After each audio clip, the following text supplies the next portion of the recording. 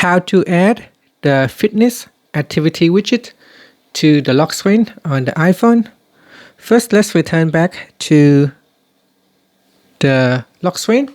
You can do that by pressing on the side button here. Okay, and then on the lock screen, we're going to touch and hold. Now you need to put in the pin to make changes to the lock screen.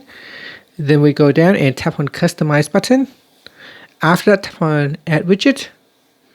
Then scroll down and tap on Fitness. And from here you can select a small widget size or a large widget size.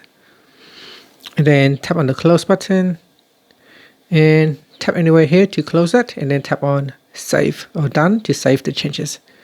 And that's it. So here it will show you the steps walked or your fitness activity on the iPhone lock screen. Thank you for watching this video.